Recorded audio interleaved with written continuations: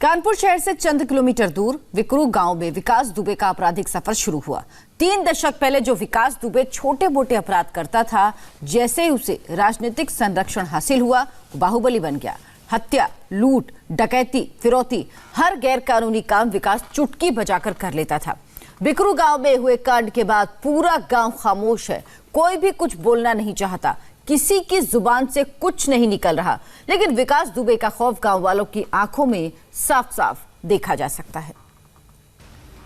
क्या होती है दहशत, क्या होता है डर। बेकरू के इन सुनसान गलियों, बेकरू के इन बंद घरों, बेकरू के रहने वालों को देखकर महसूस किया जा सकता है कोई कुछ नहीं बोल रहा। पंडित जी का नाम जुबान पर आते ही गला सूख जाता है, हवाइयां उड़ जाती हैं, लोग घरों में दुबक जाते हैं। विकास दुबे का ये बिकरू गांव है। इस समय इस गांव में बिल्कुल सन्नाटा पसरा हुआ है। सब घरों में देखिए, जैसे ये घर है, बाहर से कुंडी लगी है, अंदर हमें कुछ लोग यहाँ जरूर दिखाई दे रहे हैं, लेकिन आगे आप गांव में चलेंगे तो सारे घर बंद हैं। ये जब उस दिन रात में क्या हुआ था, रात में क्या हुआ था हमको नहीं पता है, हम सोते थे। आवाज नहीं सुनाई दी? हम सोते थे, हमको कुछ नहीं पता। इस घर में तो आपको कोई मिला भी है। आगे आप चलेंगे तो देखेंगे कि सब घरों में ताले पड़े हैं, कुछ जो जानवर हैं वो कुछ यहाँ बंधे हुए दिखाई दे रहे हैं, लेकिन इंसान पूरे गांव में कहीं नहीं दिख रहा है। ये देखिए, इस तरह से लोग घरों को बंद किए हुए हैं, सारे घर बंद हैं, ताले लगे हुए हैं घरों में। और कुछ घर यहाँ पे ऐसे भी मिलेंगे जो खुले हैं और अंदर कोई नहीं है, हर कोई भाग गया है। बहुत सारे गांव में घरों में बच्चे और औरतें मिलेंगी। जितने भी आदमी लोग हैं, कुछ बुजुर्ग में यहाँ पे दिखाई दे रहे हैं, लेकिन जितने भी युवा लोग हैं वो सब गांव से भगा दिए गए हैं। ये देखिए, घर खुला है, लेकिन आप अंदर जाएंगे, अंदर गांव घर में कोई भी नहीं है। रात में क्या हुआ था? कौन है? वही रात का? हाँ, वही रात में कहा कुछ नहीं बा। गोली नहीं सुनाई दी? आवाज वाह गोली हम चला हुआ नहीं, आवाज नहीं सुनी? अरे आवाज औजार जब गोली नहीं थी तो औजार दे तो कैसे पुलिस वाले मर गए इतने? हम कहा जानने भैया, हम यार गोली एकदम दर चली है।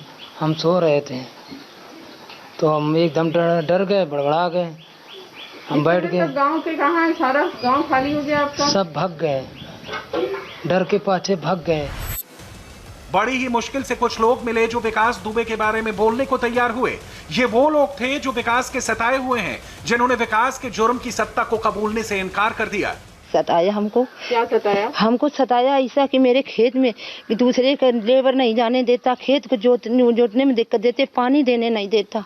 बच्चे हमारे उधर अगर आटा पिसाने जाते तो वहाँ रास्ते से लौटा देता, कहता था इधर क्यों बार बार आते हो। विकास दुबे? हाँ, बहुत हमको दनाया। कोई और नहीं मिलेगा, क्योंकि कोई भी मुंह खोलने को यहाँ तैयार नहीं है। घरों में ताले बंद हैं, दरवाजे बंद हैं, कुछ अंदर से आपको झांकते हुए लोग बीच बीच में दिखाई देंगे, लेकिन पूरे गांव में कोई आदमी, कोई लड़का आपको नहीं दिखाई देगा। घर में औरतें हैं, बच्चे हैं, और जो बुजुर्ग हैं वो ही इस गांव में आपको मिलेंगे। विकास दुबे के क्रिमिनल बैकग्राउंड को हम और नजदीक से जानना चाहते थे, लिहाजा हम उसके दुश्मन नंबर 1 ललन वाजपेयी के पास पहुंचे। बेकरू गांव से लगभग 3 किलोमीटर दूर शिवली का एक छोटा सा कस्बा पड़ता है। इस पंचायत के ललन वाजपेयी 1995 से 2017 तक लगातार अध्यक्ष रहे। विकास को यह बहुत खटकता था, क्योंकि विकास नहीं चाहता था कि बिना उसकी सरपरस्ती के कोई भी सियासी मोहरा खड़ा हो। विकास की क्राइम कुंडली का एक हिस्सा इनसे भी जुड़ा है। इन पर 2002 में इसने जानलेवा हमला किया था। फिर विरोध करना शुरू कर दिया, इसका जबरदस्त विरोध हमने किया। विरोध में मेरे यहाँ 3 हत्याएं हुई। यहाँ पे मेरे इसी घर में, इसी जगह पे जहाँ हुई, वाला बच्चा खड़ा इसी जगह पे 20 बम 20 गोली मारी गई मेरी। 3 लोगों के मांस के लोथड़े दीवार में चिपक गए ऑन द स्पॉट। मेरे पैरों से इतने छर्रे थे मेरे पैरों में, शरीर में, लेकिन शोभन सरकार की बड़ी दया थी कि मेरे गोलियां लगी, खूब लगी, लेकिन कोई सीधी गोली मेरे प्रवेश नहीं कर पाई शरीर में। मैं कुछ तेज बोल रहा हूँ, जोर से बोलता हूँ ना, क्योंकि मेरे कान थोड़े से इफेक्टेड हुए उस बम कांड में। जितनी बड़ी घटना थी, बस वहीं से इसका आतंक पूरे